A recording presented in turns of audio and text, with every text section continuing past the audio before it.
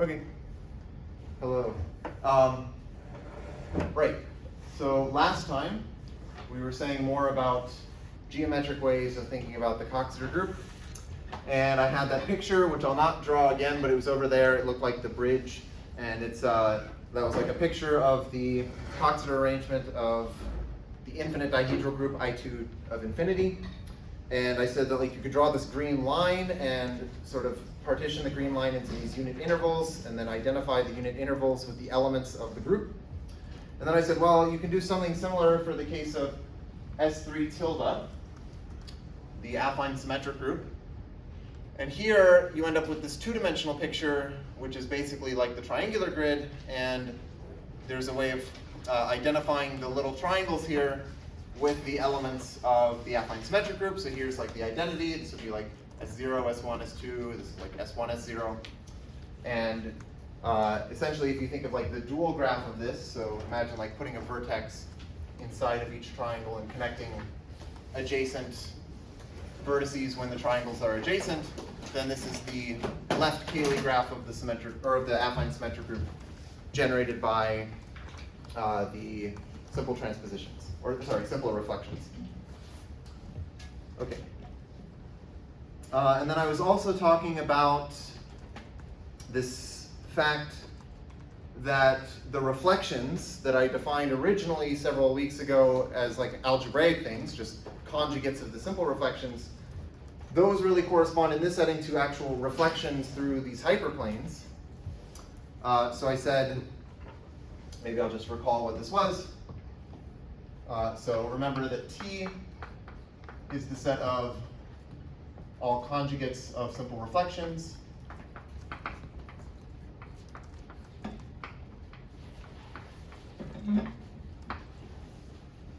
And we had this map, which I proved was a bijection. So we obtain a bijection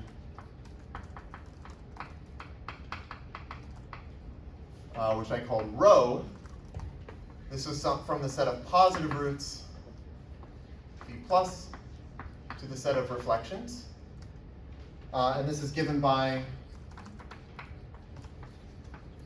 saying rho of some positive root beta should be what I was calling T sub beta. And T sub beta is this element. Well, I define T sub beta geometrically as a reflection through some hyperplane, basically.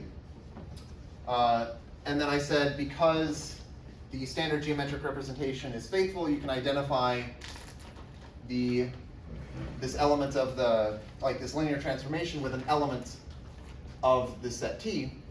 And remember I said T beta was defined by saying that T beta applied to gamma, some vector gamma, should be gamma minus 2, and then this bilinear form applied to gamma and beta times beta. Okay?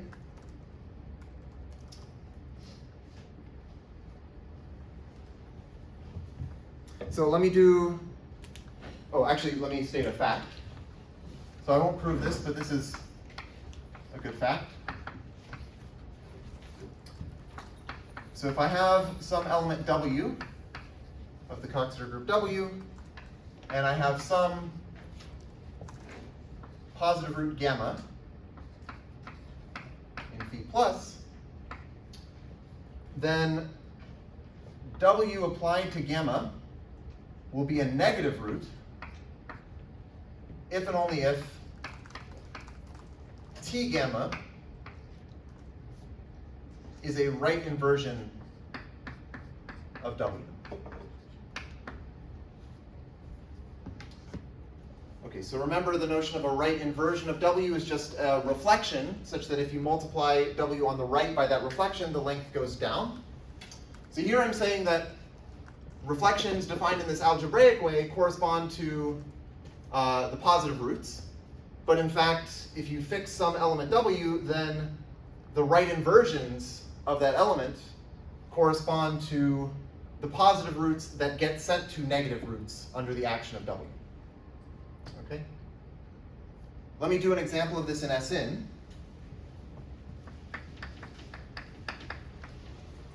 So here W is Sin.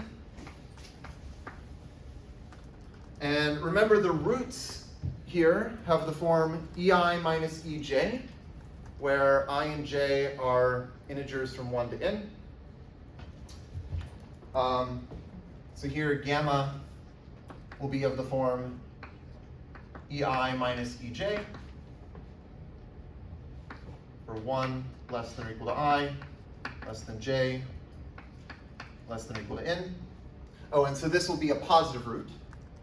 Right, so positive is when I is less than j. If it was the reverse, then this would be a negative root. So in this case, the reflection T gamma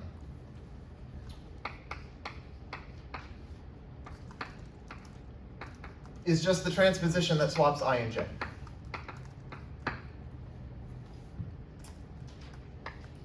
And so we have that W applied to gamma.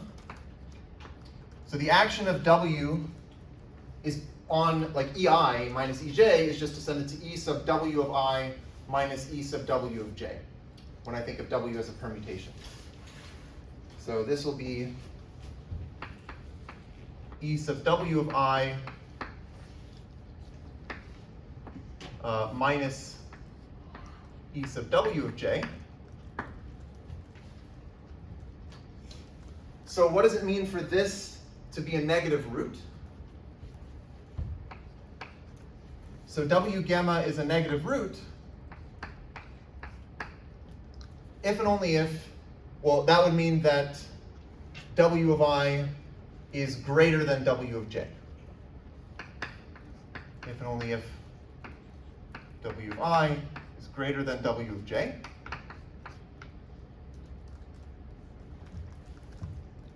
But that is the condition for, just in the case of permutations, that's the condition for the transposition IJ to be a right inversion of W.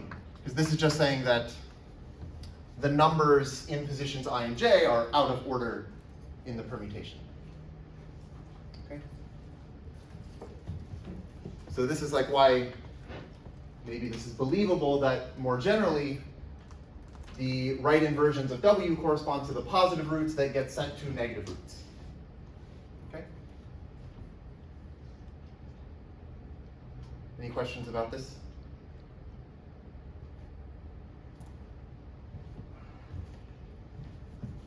Okay. Let's see. Actually, maybe I'll skip to something and then I'll come back to what I wrote. Yeah. So if I have some subset X of my Coxeter group, let me write XB. Okay, so remember B is my fixed base region of the Coxeter arrangement, and I basically identify the elements of the Coxeter group with certain regions of the Coxeter arrangement by saying, well, the identity element is identified with the base region, and then more generally, an element W is identified with WB. So if I have some subset, I'll just say XB should just be the union over X and X of XB. It's just the union of all of the regions corresponding to the elements of X.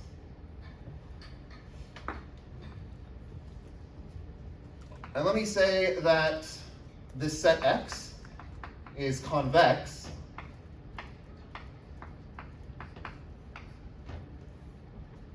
if the set XB is an intersection of half spaces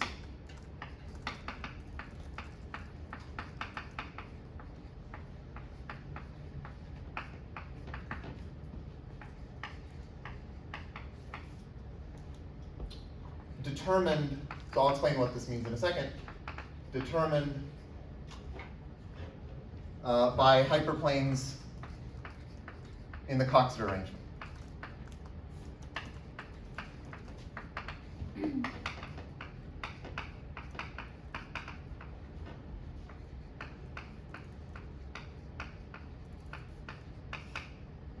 which remember I was calling script h sub w. I have a question. Yes.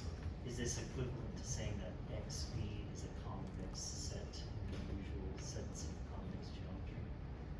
Do you know the answer to this question, or is this like? I mean, the answer is almost certainly yes. It should be, right? Yeah. But, I think so, right? Like. so that's another way of thinking of this. Yeah. Yeah, I think that should be true, right? Yeah. So X is convex. I think if this set XB is like a convex set in the sense of geometry, yeah. Probably, yeah.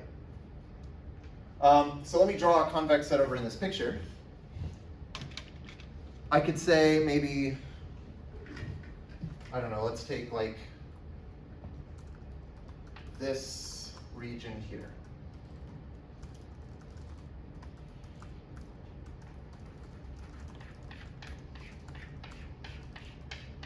So this red region consisting of these 7 triangles is convex. Oh, maybe I should say what I mean by determined by hyperplanes. It's just each hyperplane in the Coxeter arrangement has 2 sides. There's the stuff on this side and there's the stuff on the other side. Each of those sides is like a half space determined by that hyperplane. And so I'm just intersecting some of those half spaces together to get this set. So here I took this half space, which is like this line and everything below it. And I took this this line and took everything on this side. And then I took like this line and took everything on that side, took everything above this line, and then everything on this side of that line. Right, so I took like these 5 lines and just intersected these half spaces. Okay? So there's a technical point to be made here. Yes. And I hope this doesn't get confusing, but in order to allow convex sets like the entirety of the, like, say X equals W, you want to be able to say that that's convex because we have the entire plane. Yeah. But the entire plane in this case, or in the S3 tilde case, is not actually, doesn't actually correspond to the entirety of the space of the yeah. but rather only to the teats cone. Okay, yes. So I think you might need to say the intersection. Yeah, that's a good point. Yes, that's a good point.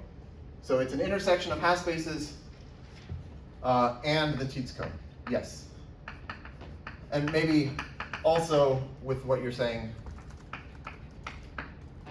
is that if I take this this intersection, if I take this intersection of half spaces to just be like the empty intersection, then I should get the entire teats cone. So like I want the entire, as Mitchell's saying, I want the entire teats cone to be considered a convex set, and that just corresponds to taking like the empty intersection of half spaces, which I think of as like everything, and then also intersected with the teats cone. So that, if it's the entire teats cone, that would correspond to X equals W. Yes, right.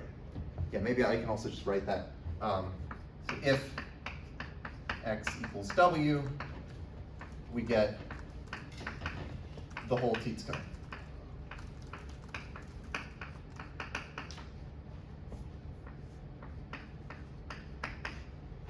Okay?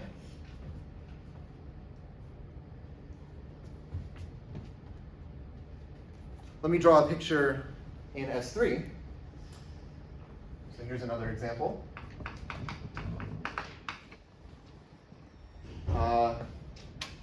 So I won't draw the roots, I'll just draw the hyperplanes here in the Coxeter arrangement, which should look something like this.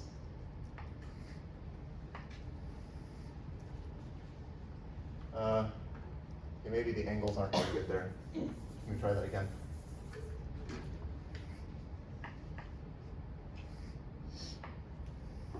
I think that's good. So these the regions correspond to the elements of S3. So this is like 1, 2, 3. This is 2, 1, 3.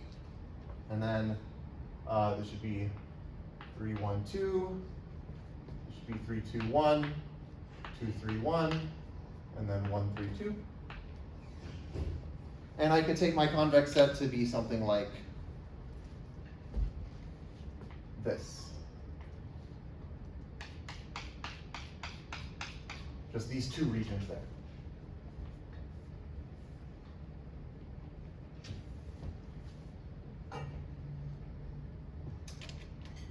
So let me tell you about posets.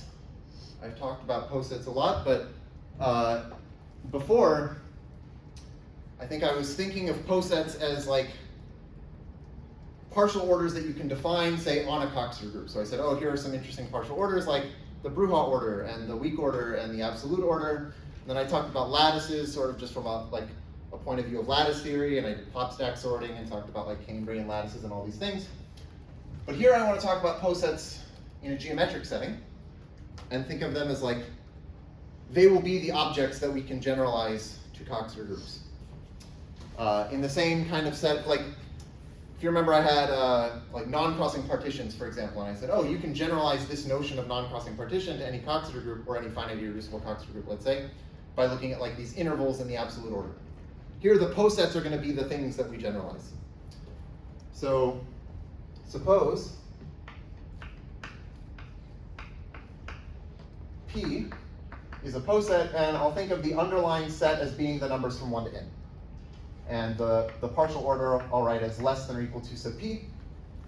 So this is just some partial order where the underlying set is the numbers from 1 to n. So suppose this is a poset.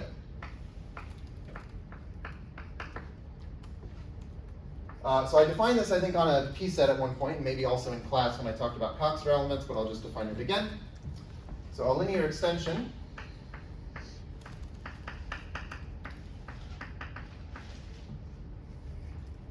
of P is a bijection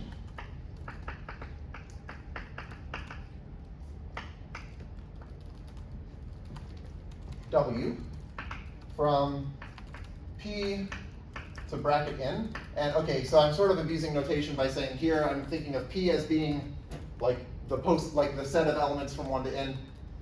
But right, like here I want to think of it as the poset, here I want to think of it as just like the numbers from 1 to n. And this should be such that W of I is less than W of j, or I'll say less than or equal to W of j, whenever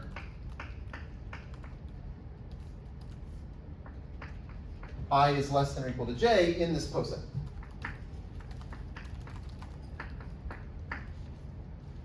Okay. So here's an example.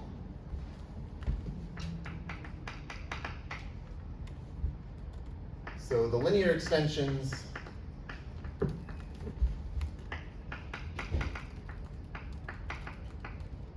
of this poset. So I'm going to draw the poset like this. I'm going to have these boxes which will be the elements.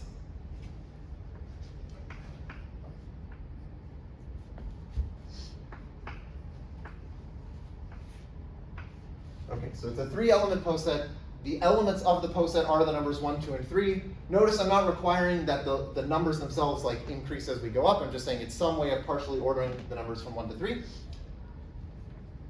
But if I want to look at linear extensions of this, there are 2 of them. And I can represent them by saying, well, I'll just write the image of I under the linear extension right next to it. So I could say, I'll send the number 2 to 1, I'll send the number 1 to 2, and I'll send the number 3 to 3. So that's a linear extension, just saying 2 goes to 1, 1 goes to 2, 3 goes to 3. We did this in the problem set, right? You did what in the problem set? The vendor canoe. Yes, yes. But I'm gonna, I'll solve the problem set problem for you later this class. Yeah. The other linear extension, which I guess I'll draw in orange, is this one. 1, 2, 3. Okay? So this has 2 linear extensions, and if I think of them as just permutations, right, like the yellow one is the permutation 2 goes to 1, 1 goes to 2, 3 goes to 3, so I could write that in one-line notation by saying it's just 1, or sorry, no. 1 goes to 2, 2 goes to 1, 3 goes to 3.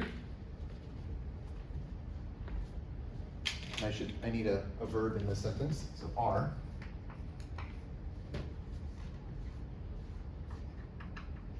And then the orange one is 3, 1, 2.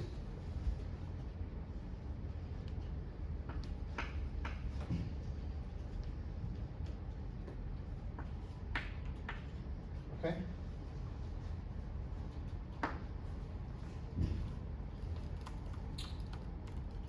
And those two permutations correspond to these two regions in my convex set. Right, so I have 2, 1, 3 and 3, 1, 2. Those are just these two regions. And basically the point is that, well, let me write it this way. So if I want to think of this poset in terms of what are the non-trivial relations in this poset, so this poset has relations, well, the number 2 is less than or equal to the number 1 in the poset, and 2 is less than or equal to 1, and the number 2 is less than or equal to the number 3.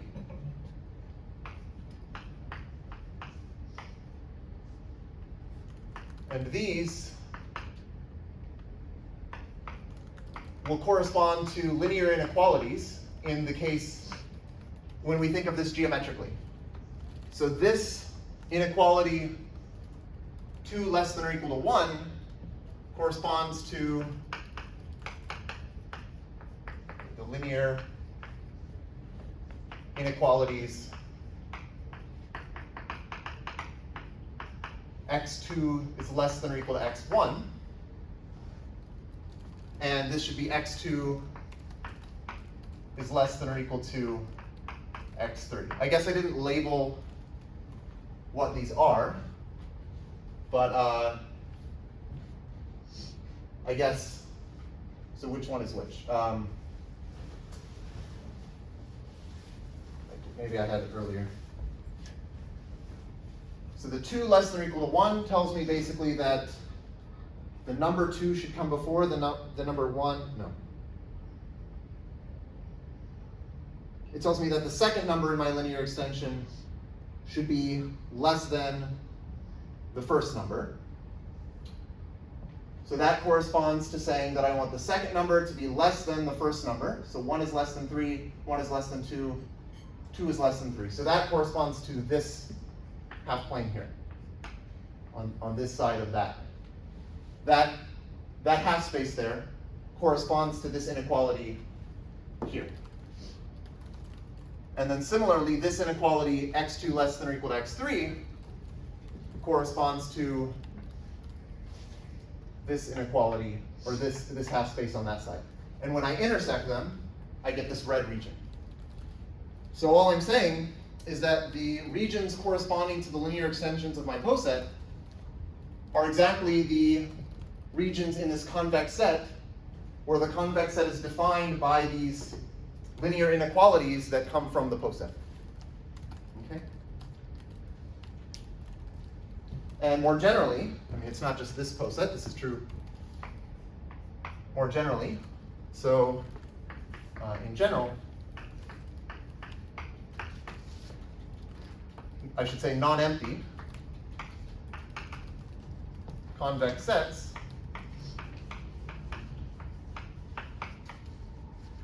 in Sn correspond to partial orders on bracket n.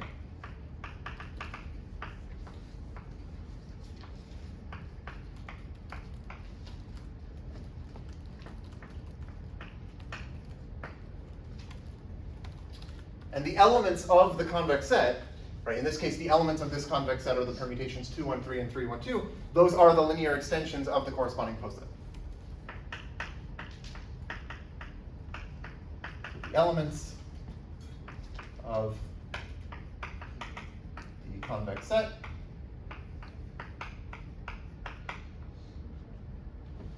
are the linear extensions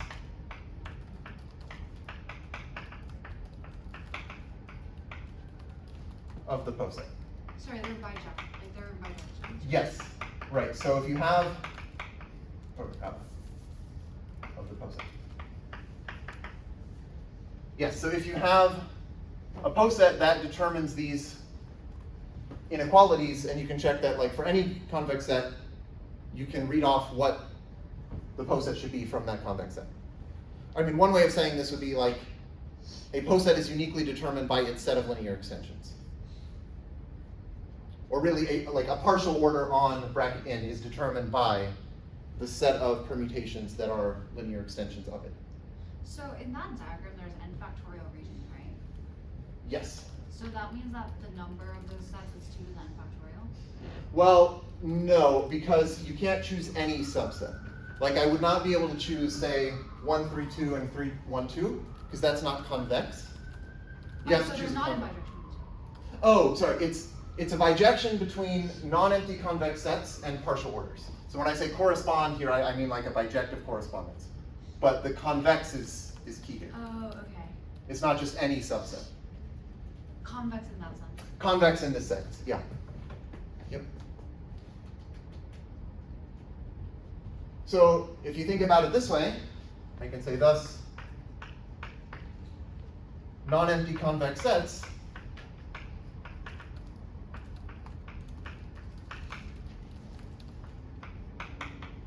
in Coxeter groups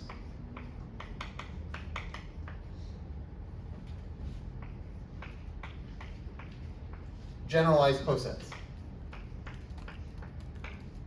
So or yeah. finite posets. So how many posets are there? This, I think, is not known. Like, yeah. Yeah, it's a difficult enumerative problem.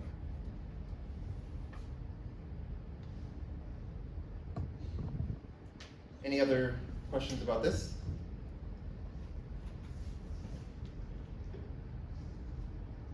So I can look at this picture and I could say that this convex set over here that I drew, this is kind of like an analog of a poset in the affine symmetric group S3 tilde.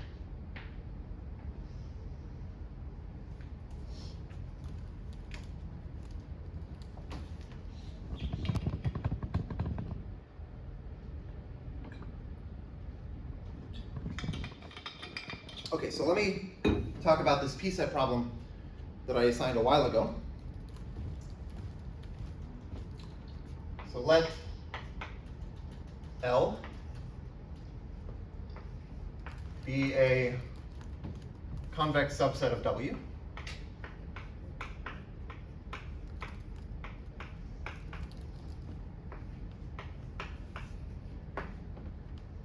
And I'm writing L because I'm thinking of this like in the case of the symmetric group, it's like the set of linear extensions of a poset. And for any simple reflection S, I'm going to define the Bender-Knuth involution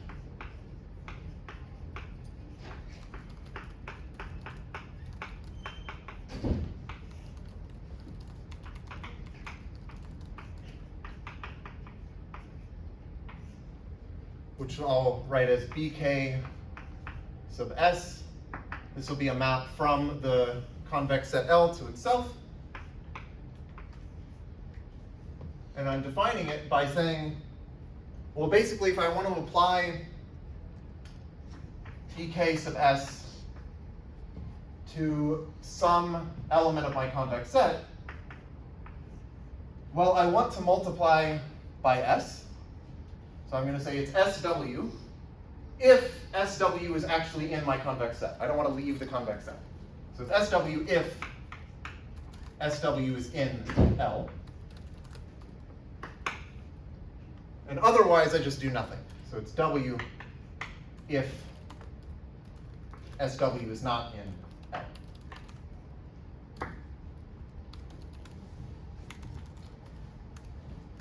So in the case of the symmetric group, I defined these on a p-set before. And I think the way I said it there was, instead of writing S, I wrote I.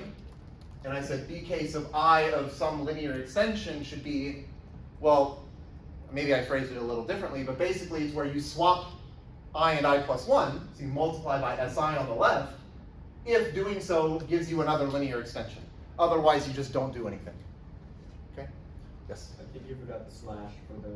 Oh, yeah. Yep, good point. Thank you. Okay.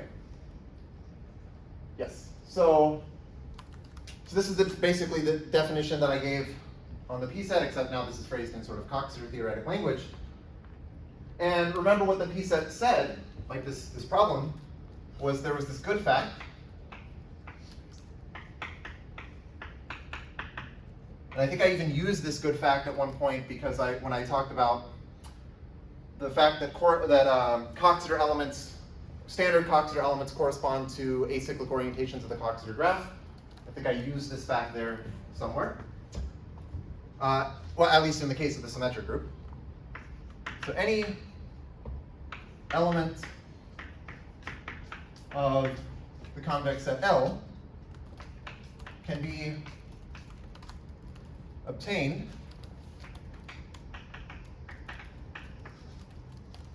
from any other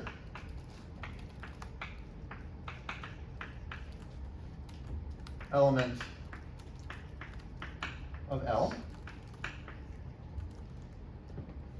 by applying some sequence of these Bender-Knuth involutions.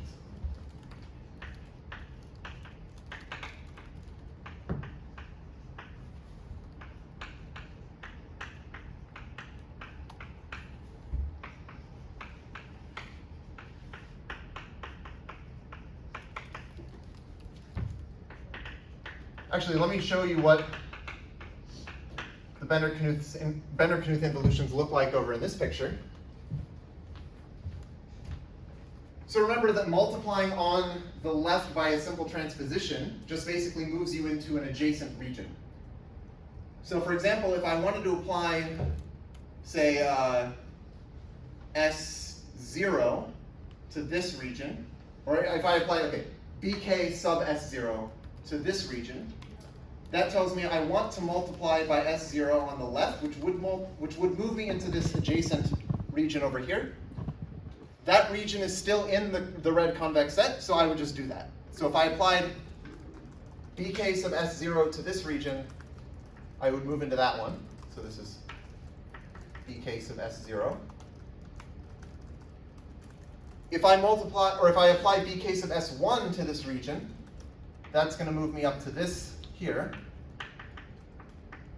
That ends up just multiplying by S1. But if I if I apply BK sub S2, that says that, well, I want to multiply by S2 on the left, which would move me into this region, but that region is outside of the red convex set. So in that case, I'm in the second case there, so I just do nothing. So in that case, if I apply BK sub S2 to this, I just stay there. It just fixes it. Okay. Well, so why is this true? Any element of L can be obtained from any other element of L by applying these Bender-Knuth involutions. So, okay, maybe you proved this on the P set, and my guess is probably one way you could have done this is that if you're thinking about it in terms of linear extensions of a poset, you could do some kind of inductive argument where you say, let's look at like the number n, and let's like do some sequence of these moves to like move the number n over to some place, and then like freeze that number and like induct and do the rest. And like you can do this, but maybe it gets a little bit hard to write up in some way. But here's a different proof. Well, I'll just say this. Convex sets are connected.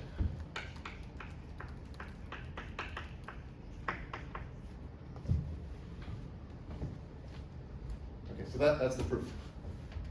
which I think is kind of cool. Because like, actually before this semester, like I knew this fact, this good fact about linear extensions, and the way that I knew how to prove it was doing this kind of inductive thing where I said, okay, you move this number over and you do some kind of induction, which isn't terrible. But then I kind of realized while thinking about this, like, oh, it's actually like very simple in this geometric setting, because it's just like you've got a bunch of intersections of half spaces, or you have an intersection of a bunch of half spaces, so it's connected. So you can get from any part of it to any other part of it by just walking through adjacent regions. So anyway, I think that's cool. Partly because like this sort of, I think this gives one example of where the geometric formulation of Coxeter groups is kind of useful. It gives a very slick and simple reason for this fact, which not only is more general than the case of the linear extensions, because this is for any Coxeter group, but you don't need some kind of complicated inductive argument. You just say, well, it's like obvious. Okay?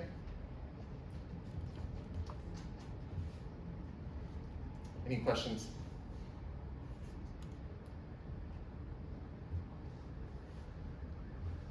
Okay. Maybe I'll keep that there.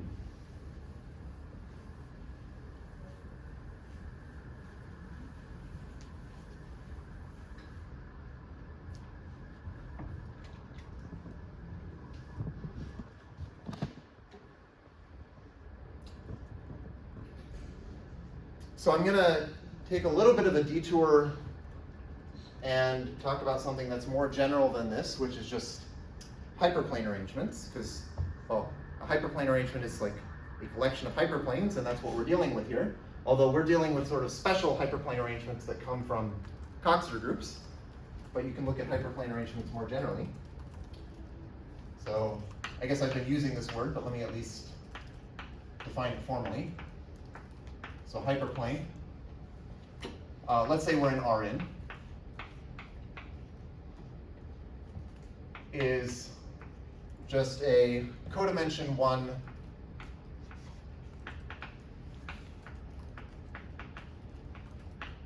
affine subspace.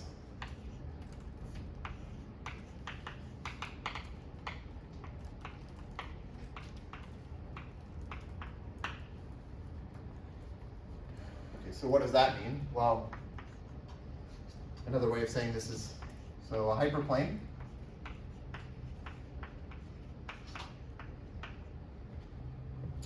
is something of the form,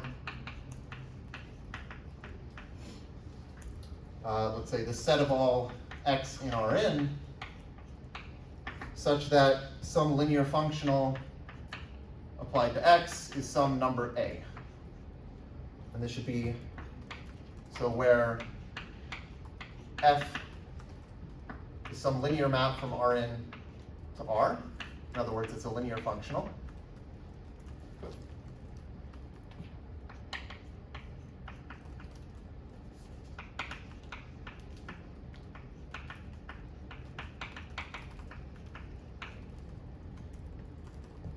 And a is just some real number.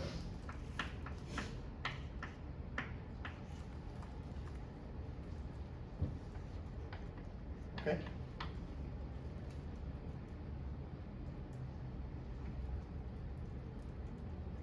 And a hyperplane arrangement is just a set of hyperplanes.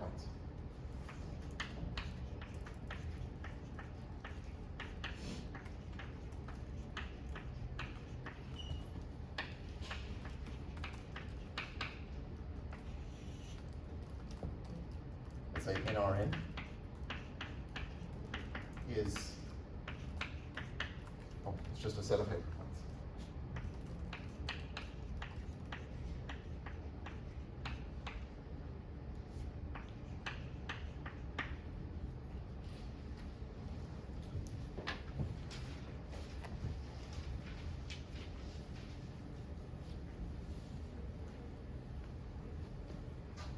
So actually I want to focus on a special type of hyperplane arrangement which is called central. And this is just where all of the hyperplanes pass through the origin. Okay, so hyperplane arrangement.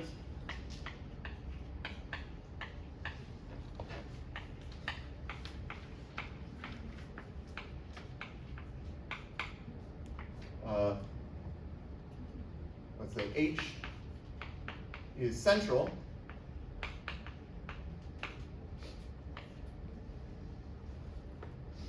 if all of the hyperplanes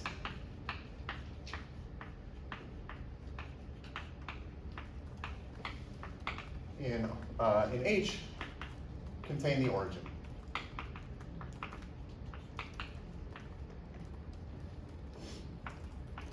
In other words, they're linear hyperplanes. They're given by, instead of like affine hyperplanes, they're, like, instead of affine subspaces, they are codimension 1 linear subspaces. Or, I guess, in this formulation, they're of this form where A is 0.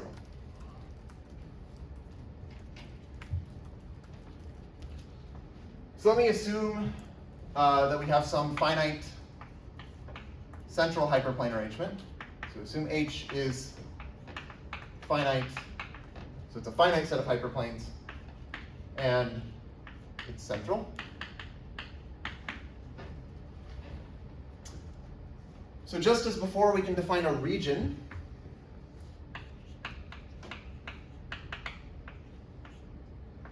So a region of H is the closure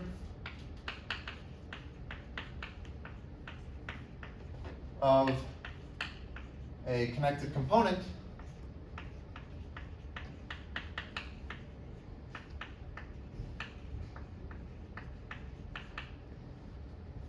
of the complement of, like, the union of these hyperplanes.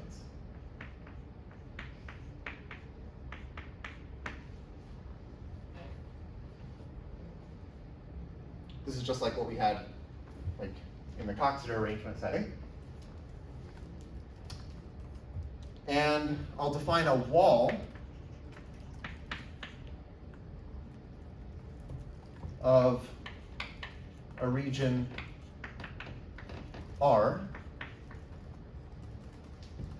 to be,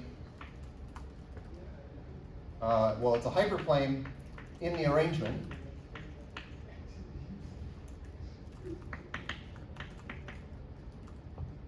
whose intersection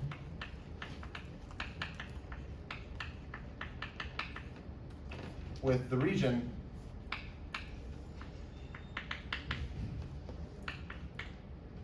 has codimension 1.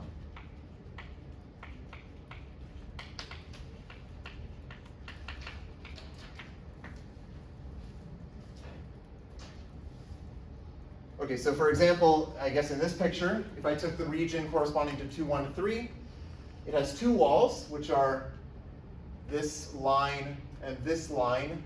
I would not consider this line to be a wall of this region, because if I intersect this line with the region 2, 1, 3, the intersection is just the origin, which has codimension 2, not codimension 1. But like, this is a wall, because if I intersect this line with this region, I get this ray here, which has codimension 1. Okay? So I mean, a wall is sort of what you think it is. It's like one of the bounding hyperplanes of the region.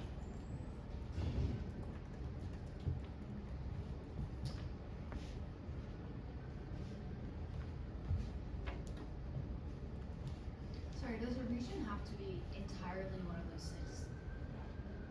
Oh yeah, in this, yeah. So I'm defining a region to be one of these 6. But are you asking, like, as opposed to like this red set or something?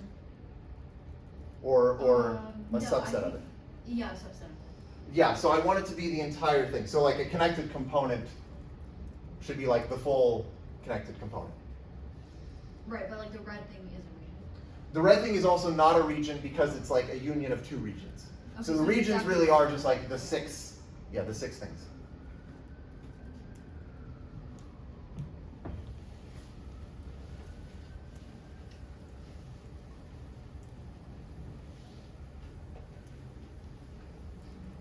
Yeah, I wasn't sure if you meant connected in like in that like analysis. Oh, yeah, yeah. I mean connected in like the topological sense of the word, like connected component, where I think of like this is a topological space. I've deleted some things, so I have like now this topological space and I look at its connected components. Ah, okay. Yeah.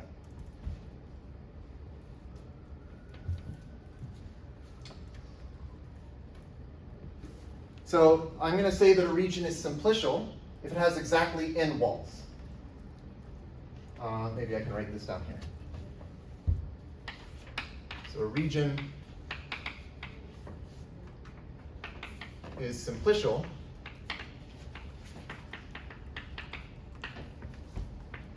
if it has exactly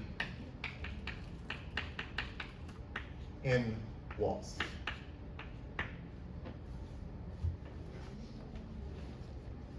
And I'll say that, so let me give an example of this in a second, but I'll say that the entire hyperplane arrangement H is simplicial if all of its regions are simplicial.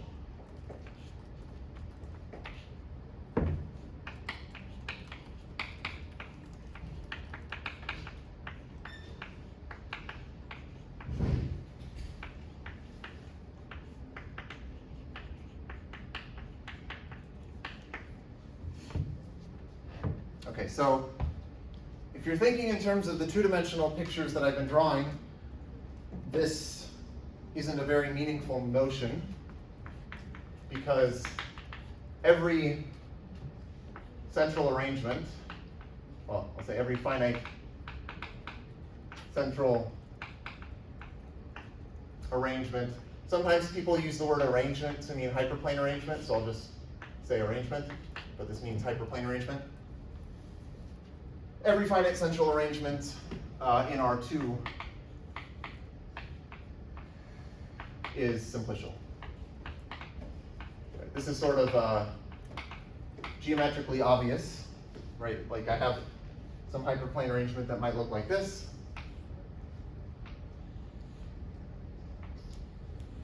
Okay. So I've intentionally drawn it so like the angles are not all the same, but the point is this is some hyperplane arrangement. It's just 4 lines passing through the origin. And if I look at one of the regions like this, well, it has 2 walls, so it's simplicial. But the fact is that this is a meaningful notion if you go to higher dimensions. So there are hyperplane arrangements in higher dimensional spaces, like R3, that are not simplicial. Actually, maybe I'll just say that this will be an exercise, I think, on the final P set.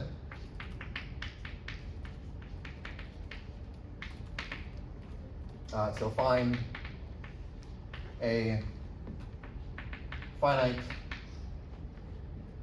central hyperplane arrangement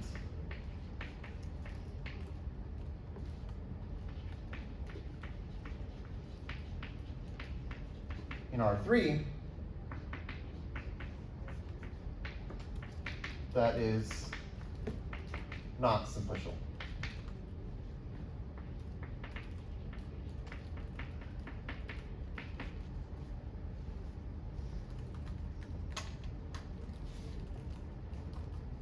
That has nothing to do with like Coxeter. Right? This has, well, yeah, sort of nothing to do with Yeah. Wait, what? Yeah, I mean, like, yeah, like this question is not about Coxeter groups. In fact, if you're only thinking about Coxeter arrangements, you will not be able to answer this question because every Coxeter arrangement is simplicial. So let's say let W be a finite Coxeter group.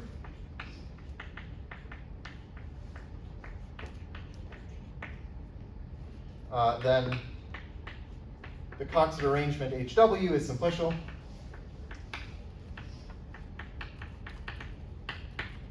And this is basically because the walls of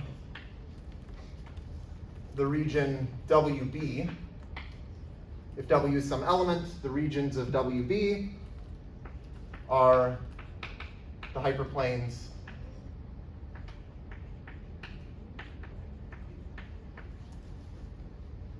which I was calling H sub W inverse alpha S for S and S. So Let me say what I mean by this. So remember that the Coxeter arrangement is living in this dual space V star, but you can use just a linear isomorphism to say, like, let's identify V star with R to the n.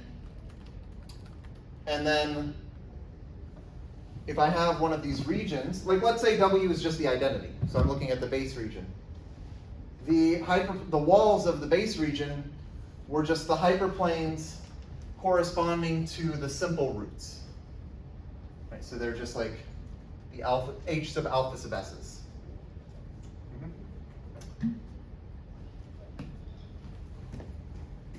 And the number of these is n, like it's the dimension of the space. Because I said that, well, I guess I defined V to be the vector space spanned by the alpha sub s's. So the dimension is the number of alpha sub s's, but the dimension of the dual space is also the dimension of V. So in this case, you have the correct number of walls of the base region, but actually you have the correct number of walls of any region. Or another way of thinking about this is like, in the case of a finite Coxeter group, all of the regions look the same. Right? They all sort of have the same shape. So if one of them is simplicial, then all of them are simplicial because you have this transitive action of the group on the regions which preserves what they look like. Yeah, so anyway, the point is you will not be able to answer this exercise if you're only thinking about Coxeter arrangements, but I mean, you can still do it by thinking about other hyperplane arrangements. Any questions?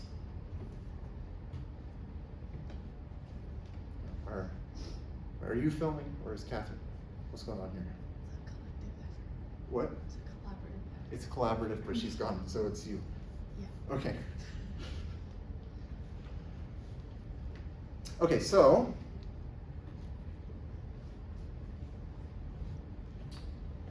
let's see.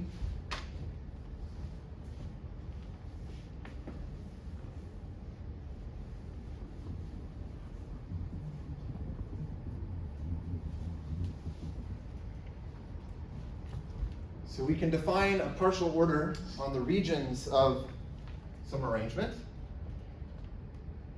Okay, so now let's let H be a finite. Colin, is that exercise complicated? Is what? Is that exercise complicated, or are there like really dumb examples? Well, I know how to do it. This time I actually know how to do it. Like, I think. I mean, yeah. Sorry? Yeah, no, you do this. That's the solution. Wait, what? You do this. Like a square pyramid. Yeah. Yeah, think of a square pyramid.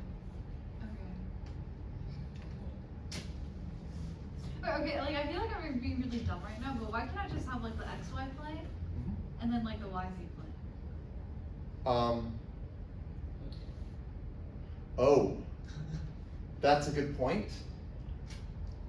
Oh, yeah, that is a very good point. Okay, so. Because then there's two walls, right?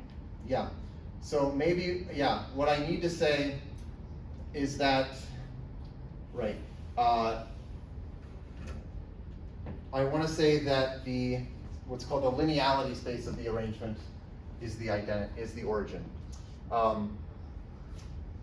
Yes, okay, thank you. So I need to add something to this. Assume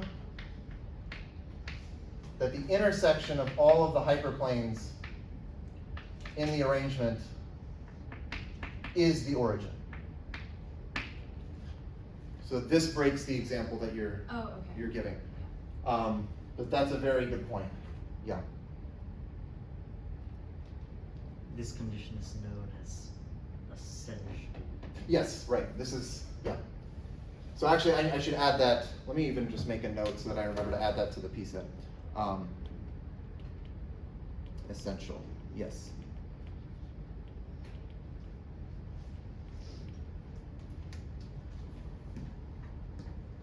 Okay, yeah, thank you very much. That's a very good point. So let's let H be a finite central essential hyperplane arrangement, where again, essential means that the intersection of all the hyperplanes is the origin.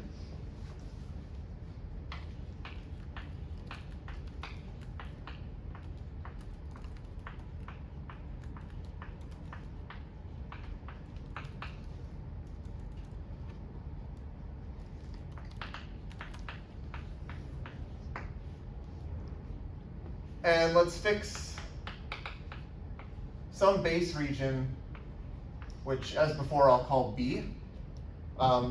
Here I'm just saying, pick your favorite region, whatever it is, just call that the base region. Yes, Ken? Sorry, I just left to go to the bathroom, but yeah. what does essential mean? Essential means that the intersection of all of the hyperplanes in the arrangement is just the origin. Okay.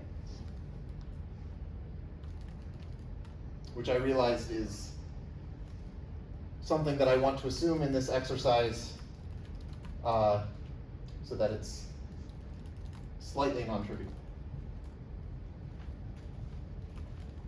So let H be a finite essential hyperplane arrangement in Rn. We're going to fix a base region B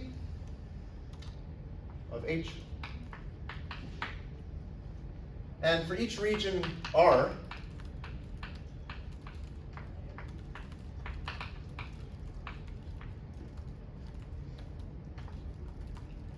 let inv of R be the set of hyperplanes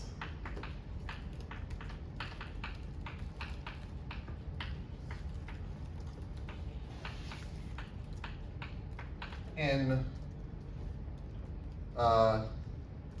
H that separate this region R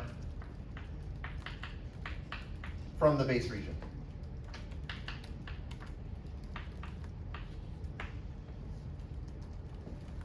So for example, so inv of the base region is just the empty set because there are no hyperplanes separating the base region from itself. But like if let's say this is my picture and maybe this is B. If I chose this to be R, then inv of R would be these two hyperplanes. Well, actually, no. Sorry, this hyperplane and this hyperplane and this hyperplane. Those three. Maybe I should color them.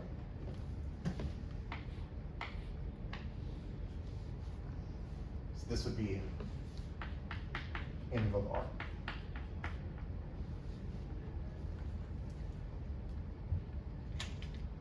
Colin. Yes. Oh, yes. Ah, yeah.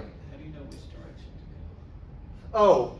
Oh, so all I'm saying is that like this hyperplane, R and the base region are on the same side of it. So yeah, what I mean by separating it is that they are on opposite sides of the hyperplane.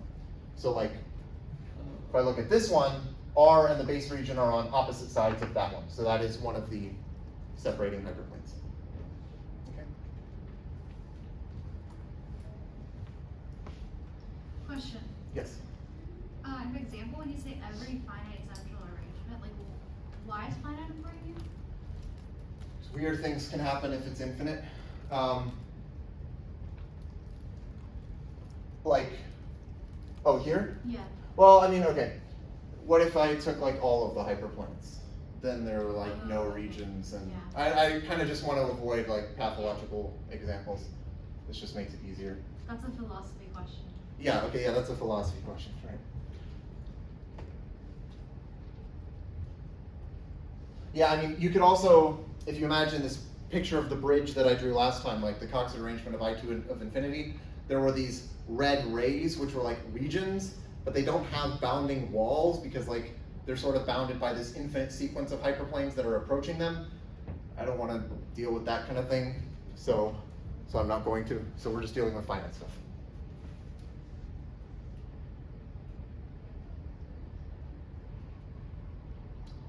Okay, so we can define a poset on the set of regions where the partial order is given by the containment of these inversion sets.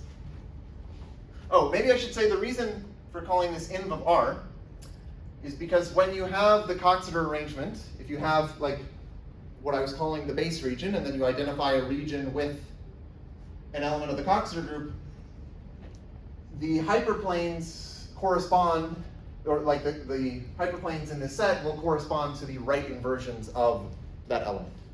I guess I don't have the picture anymore, but this is just why it's called inv of R. But anyway, the poset of regions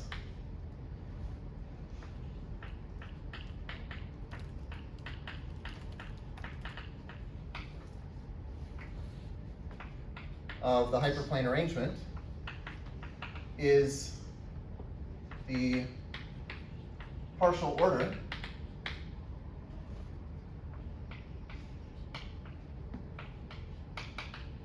on the set of regions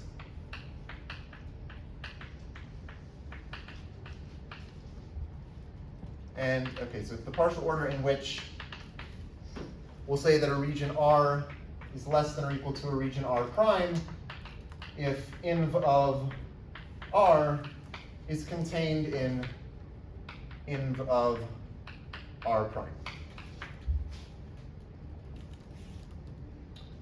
And I should note that this does depend on the choice of the base region. Right, so the base region will be the minimal element of this poset. So note, this depends on the choice of B.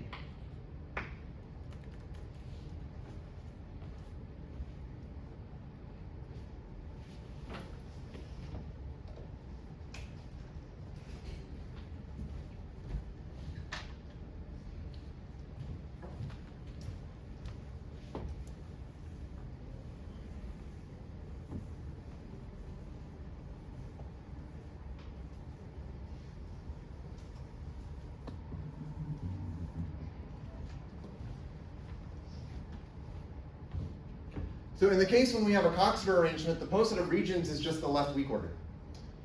Because remember well, as I'm saying, this inv of R, if I identify R with an element of the Coxeter group, it corresponds to the set of right inversions. And when you partially order your Coxeter group by containment of right inversion sets, that's just the left weak order. So I'll just write this down. Consider HW as before. Here W is a finite Coxeter group. And for W and W. Wait, Colin. Yes. So is that, when you say it depends on the choice of B, like are they isomorphic? Good question. In general, no. So it is possible to have hyperplane arrangements where the actual poset structure does depend on the choice of B. In the case of, say, a Coxeter arrangement, this actually won't, but this is sort of because everything kind of looks the same from any base region. But yeah, in general, it will.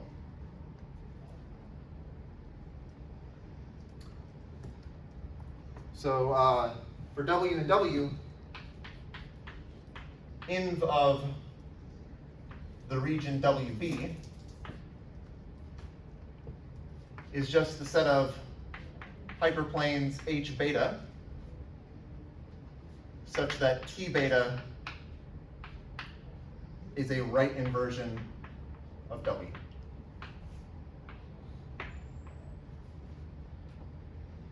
So this is the sense in which this like inversion set of the region, like the set of hyperplanes separating WB from the base region B, corresponds to the set of right inversions of W.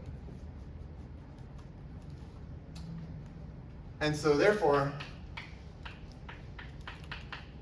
the poset of regions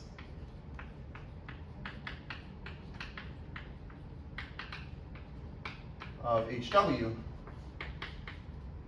is, so I guess I'll say, is with quotation marks, the left weak order on W.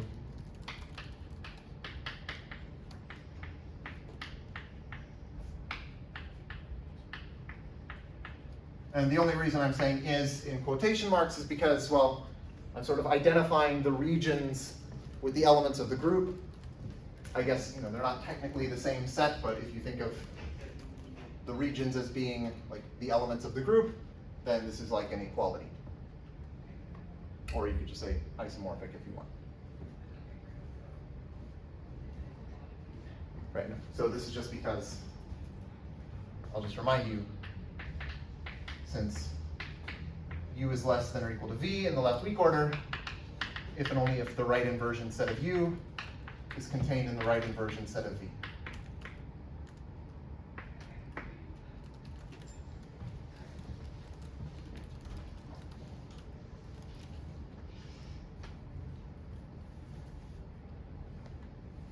So let me mention a theorem due to Bjorner, Edelman, and Ziegler.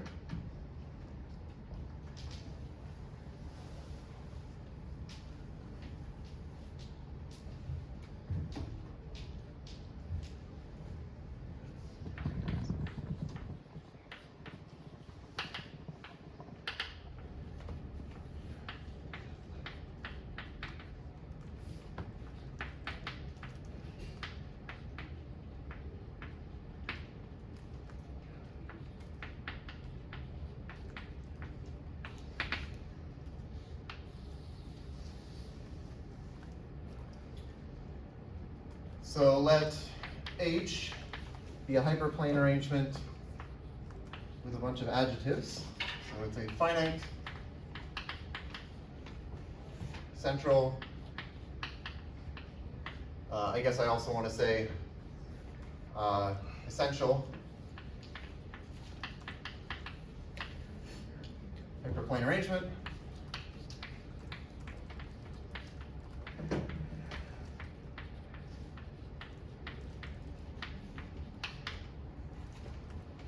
Let's say in Rn. And again, we're going to fix a base region B.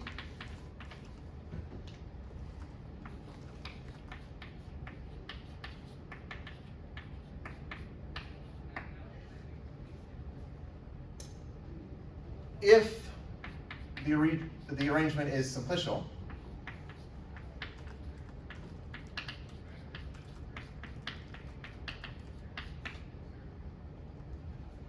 then the positive regions will actually be a lattice.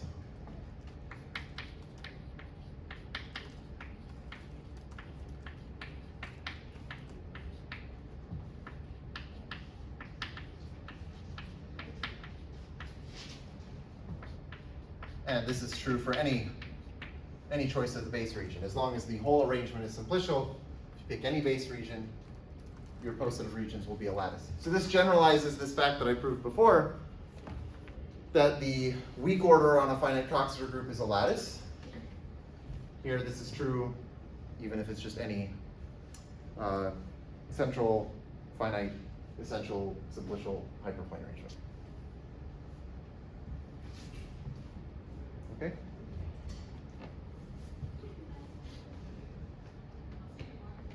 Let's see. We have a few more minutes. So let me maybe write down a summary of some things that we should keep in mind. So just maybe I'll do this in another color. Summary.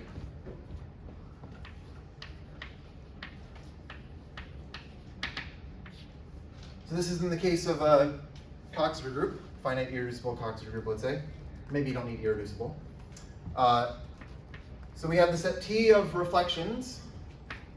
We have the set phi plus of positive roots.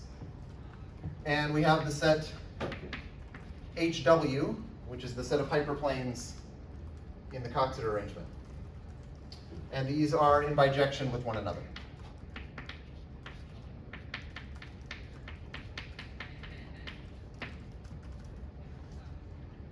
And so the bijection, I mean, we've seen this before, but I'll just remind you. So the bijection is, you say, suppose beta is a positive root,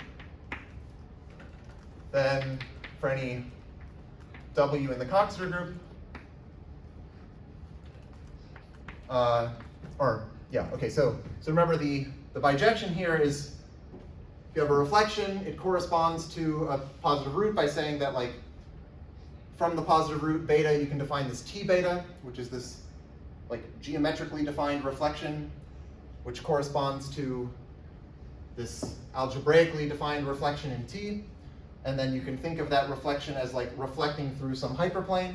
So that's how you end up getting these hyperplanes corresponding to them. And then more generally, if you have an element W, then T beta will be a right inversion of W if and only if W beta is a negative root. Right, so this is something I said earlier. And this is if and only if H beta is in this inversion set of hyperplanes for the region WB. Okay.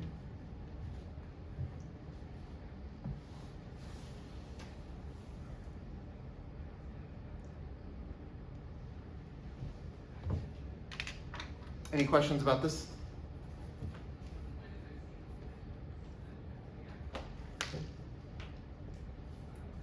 Okay, then I think we can end a couple minutes early.